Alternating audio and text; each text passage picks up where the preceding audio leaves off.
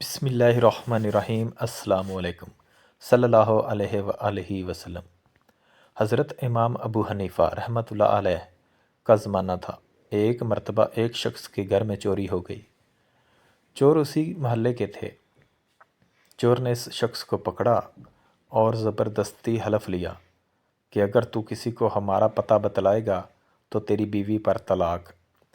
اس بیچارے نے مجبوراً طلاق کا حلف لے لیا اور چور اس کا سارا مال لے کر چلا گیا۔ اب وہ بہت پریشان ہوا کہ اگر میں چور کا پتہ بتلاتا ہوں تو مال تو مل جائے گا، بیوی ہاتھ سے نکل جائے گی، اور اگر پتہ نہیں بتلاتا ہوں تو بیوی تو رہے گی مگر سارا گھر خالی ہو جاتا ہے۔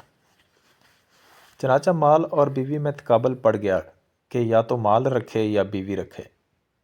بڑی الجھن کا شکار تھا، کسی سے کہہ بھی نہیں سکتا تھا کیونکہ اتنا چور نے اس سے عہد لے رکھا تھا۔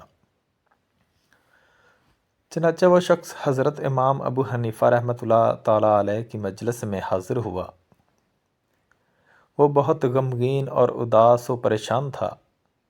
امام صاحب نے فرمایا کہ آج تم بہت اداس ہو، کیا بات ہے؟ اس نے کہا حضرت میں کہہ بھی نہیں سکتا۔ امام صاحب رحمۃ اللہ تعالیٰ علیہ نے فرمایا کہ کچھ تو کہو۔ اس نے کہا کہ حضرت اگر میں نے کچھ کہا تو نہ جانے کیا ہو جائے گا۔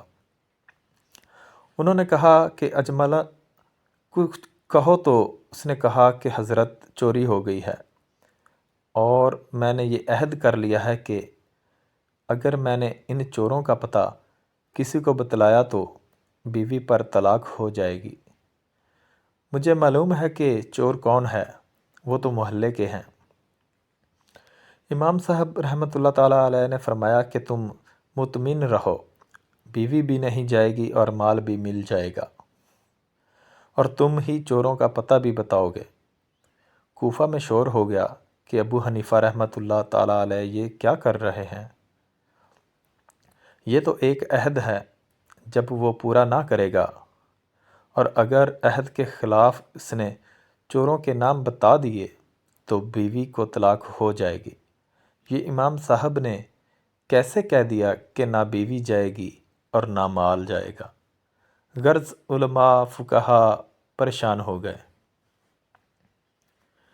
امام صاحب رحمۃ اللہ تعالیٰ علیہ نے فرمایا کہ کل ظہر کی نماز میں تمہارے محلے کی مسجد میں آ کر پڑھوں گا۔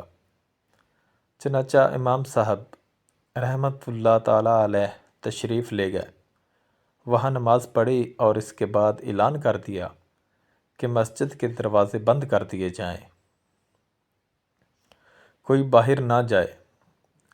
اس میں چور بھی تھے۔ اس مسجد کا ایک دروازہ کھول دیا، ایک طرف خود بیٹھ گئے اور ایک طرف اس شخص کو بٹھا دیا، اور فرمایا کہ ایک ایک آدمی نکلے، جو چور نہ ہو اس کے متعلق کہتے جانا کہ یہ چور نہیں ہے، اور جب چور نکلنے لگے تو چپ ہو کر بیٹھ جانا۔ چنانچہ جو چور نہیں ہوتے تھے ان کے متعلق وہ کہتا جاتا تھا یہ چور نہیں ہے، یہ بھی نہیں، اور جب چور نکلتا تو خاموش ہو کر بیٹھ جاتا۔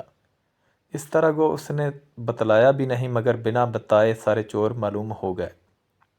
چنانچہ وہ پکڑے بھی گئے، مال بھی مل گیا اور بیوی بھی ہاتھ سے نہیں گئی۔ حوالہ بکھرے موتی، جلد ہفتم۔ اللہ حافظ۔